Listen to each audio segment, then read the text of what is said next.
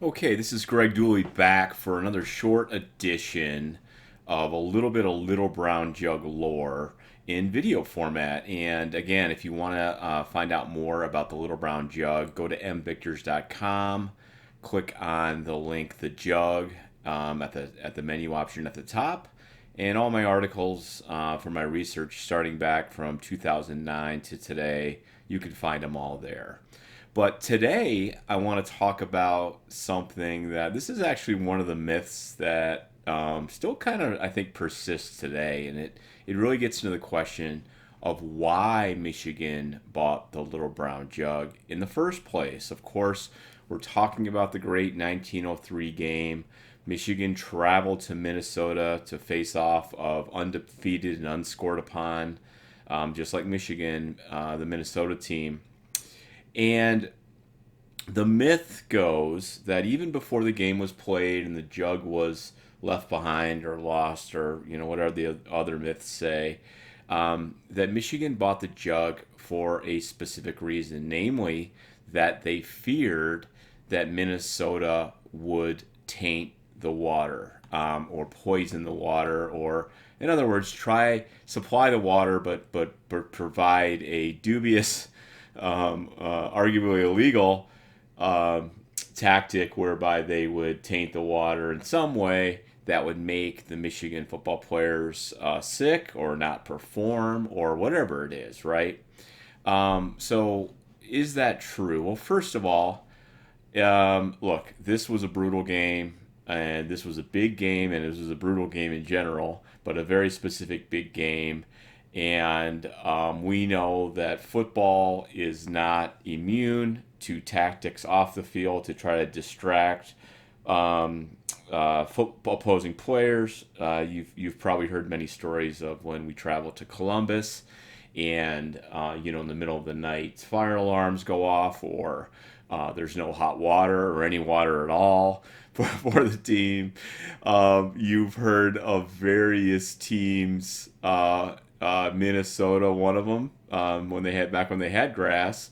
Notre Dame doing things to the grass field, like letting it grow out or turning the sprinklers on all night and things like that. So going all the way back to 1903, is it possible that Minnesota was really thinking of or considering poisoning or tainting the water? It does seem a little far fetched, right? These are gentlemen. It's Yost versus Doc Williams, who seems to be a pretty, obviously respected guy at Minnesota to this day. But that seems a little harsh, that we would suspect that. Number two, we actually know, because we have a quote from Michigan's famed trainer, a guy named Keen Fitzpatrick, who was on Yost payroll. He also supported the track team and other teams. But we actually have a quote for him, and my buddy John Crick, the great Stag versus Yost author and Natural Enemies author, found this, and I'll show it here. But we actually have him talking about the topic of specifically carrying water on trips, and he basically says that, and I'll quote him: "Carrying water to which the men are accustomed on a trip is a big nuisance and of no practical benefit." All right. And he said we've only done it once on the 1899 trip to Philadelphia, and he says it didn't really help.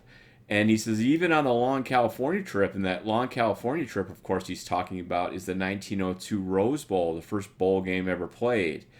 And he is talking more specifically about the variations in water from region to region, which we probably don't feel as much today inside the United States when you travel somewhere. But think about when last time you went to Mexico or to the Middle East, if you've traveled like that, where you kind of got to watch out for the water a little bit. That's what he's getting at there.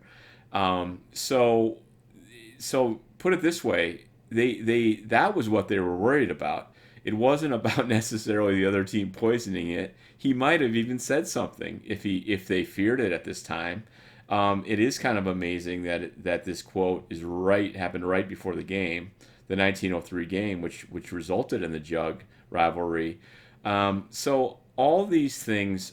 Oh, here's the other thing: in Minnesota, it's very likely that Fitzpatrick, that even Yost, and anyone associated with the football program who had ever been to Minnesota knew that they had a plethora of these jugs. In fact, Red Wing, Minnesota is almost certainly where the original Little Brown Jug came from, is right outside Minnesota, so they probably had these things everywhere. These Red Wing jugs.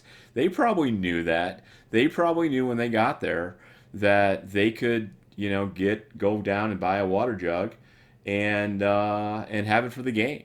And so as far as the whole myth, the story, that reason that they bought the jug in the first place was to prevent Minnesota from tainting their water, really, for lack of a better phrase, doesn't really hold water in my opinion. And like most of the myths around the Little Brown Jug, you apply a little logic and common sense, and unfortunately, for some, the myth doesn't hold up, and the practical thing is that, what, it's really more of a simple answer that Michigan bought the jug because they needed something to hold their water for the game.